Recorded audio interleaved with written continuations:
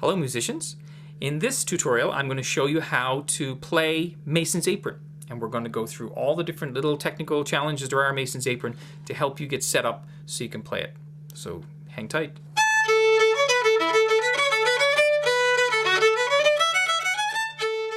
The first half of Mason's Apron it doesn't have a whole lot of technical challenges. The first half is basically just running notes. So when you play that part, you want to make sure that you're getting your tuning right, and your bowing. You want to make sure that you keep your bowing consistent. For example, you start on a down bow for this song all the time, so so you want to make sure that that first note is a down bow.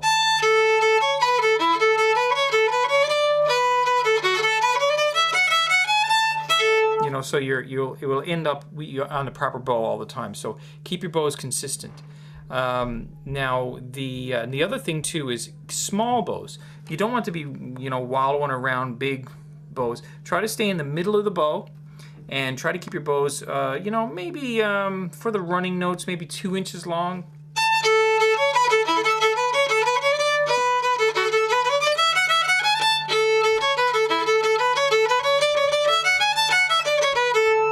Okay, so that's basically it for the first half. You just need to learn the notes, and remember, the key to fast playing is slow practicing. So take these parts slow as you're practicing. Now the second half has a couple of technical challenges that you need to be careful about. First of all, you see slurring in the second half. And slurring is when you play more than one note with one bow. So the first 3 notes of the second half are slurred. So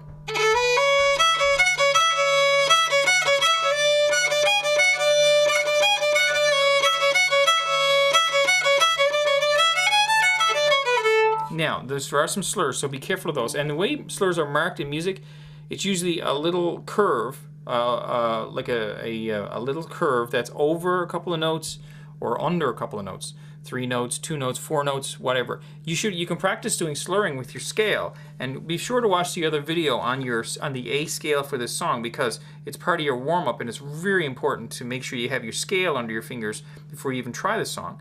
So if you did a practice for your slurs with a scale, you could do 2-note slurs like this.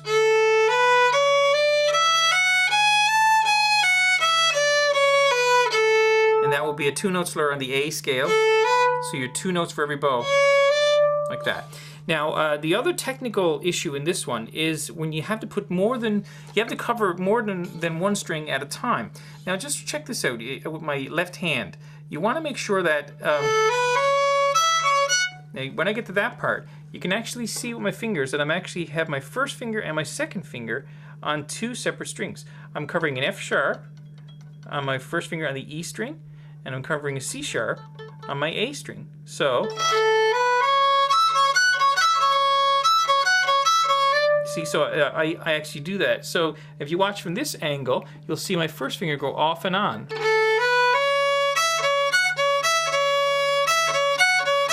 You see, so if I try to take my fingers off and do that, it's going to be too much work. It's much more effective to put my second finger down, have a nice arch, so that I can play those 2 strings and have the open E sound with my second finger on. So you have to have a nice arch to your second finger and the tip of your finger on the string.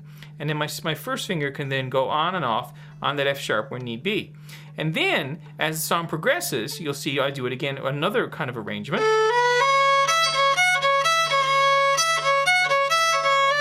Now I got my third finger on.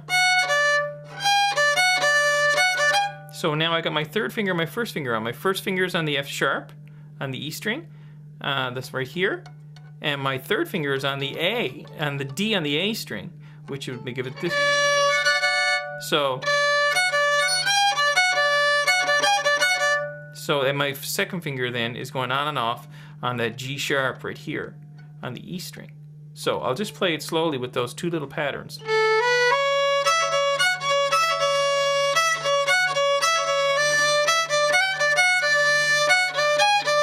Let's try that again with the right notes.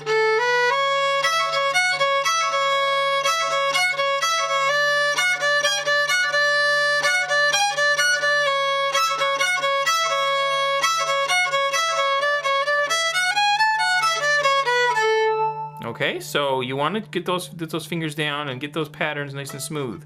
The trick with that is to create good arches. Good arches with your fingers. Don't flatten your fingers down or anything like that. You want to make good arches so you can get your fingers around and you're not covering more than one string with one finger at a time. So be careful of that. Now with Mason's Apron, there are a lot of notes and they go by nice and fast, so you really need to try to keep your speed down when you're practicing. You want to develop muscle memories in your fingers that will let your fingers remember where to go, so you don't have too much to think about as you're doing it. If you find that when you're playing a song, it's kind of getting out of control, it's kind of outside your comfort zone, then what you should do is slow it down a lot until the notes come to you very, very naturally.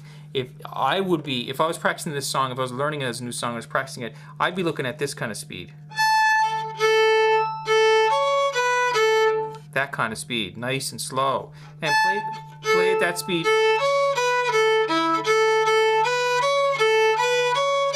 Play at that speed until you're nice and comfortable with it.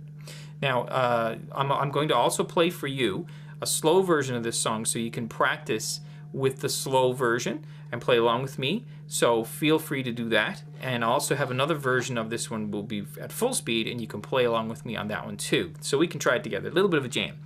Okay, so be sure to check out those versions of the song that I'm going to have for you on video. Be sure to check out the scales too, the A scale in this one, the warm-up. It's very, very important. If your fingers are set up for the A scale and you got it nice and comfortable under your fingers, then playing a song in the key of A major will be that much easier.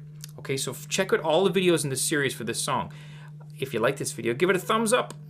Give down the bottom here, give us a comment. If you got a suggestion or a question or something like that, put it in a comment and I'll help you out. And of course, subscribe so you can keep track of all the new songs, all the new tutorials, everything I'm putting up here for you. You can keep track of it. So be sure and subscribe. Good luck with the song and see you next time.